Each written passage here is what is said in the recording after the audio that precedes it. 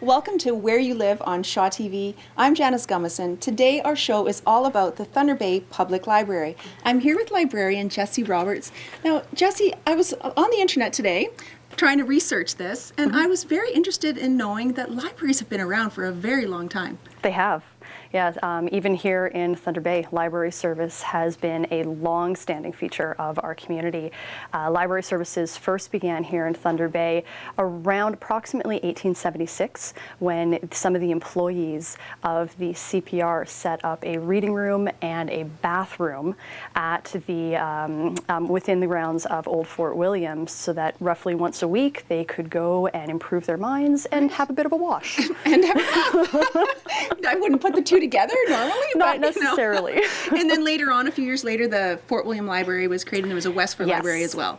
Yeah, so by 1912, we had the building that we're in now, the Brody Resource Library, opened its doors to the public of Fort William and West Fort in April of 1912 under the leadership of our very first librarian, Mary J.L. Black, who is also honored with our West Fort branch called the Mary J.L. Black Branch Library, which opened its doors, I want to say, around 1938 or 39.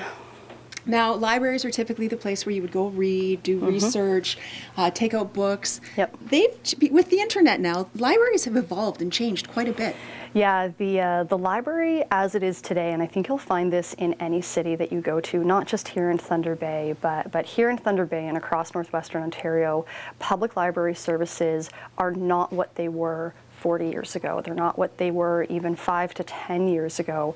I've had the privilege of working with the Thunder Bay Public Library for 8 years now, and we are not doing the same things that we did when I first got here.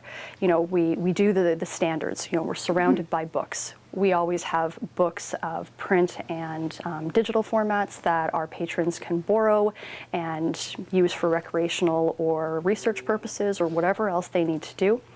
But the breadth and variety of what a public library can offer to its community is so much more than what it was, heck, even last year. You know, some of the things that have been developing are really tied very closely to the partnerships that we've been able to develop over the years with members of our community, both at an individual level and at an organizational or an agency level across the city. And you know, some of the topics that are going to be talked about later on in this segment really show that. I know. Once again, I was looking and I Googled reasons to visit your library, and I was amazed of what I found.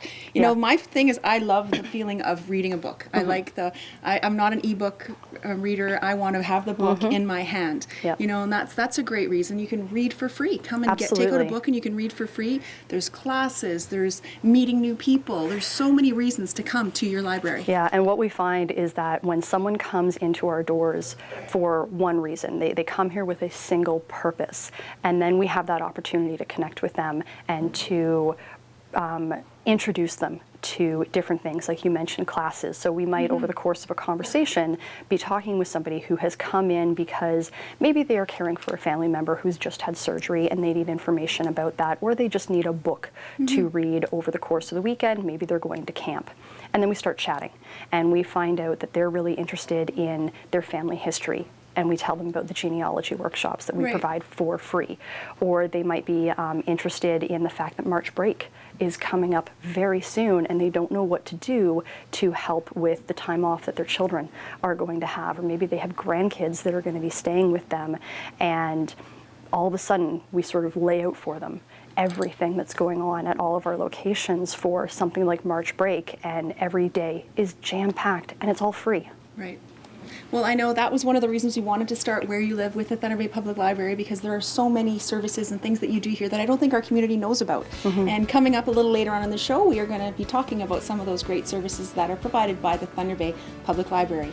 Keep watching, there's more coming up on Where You Live.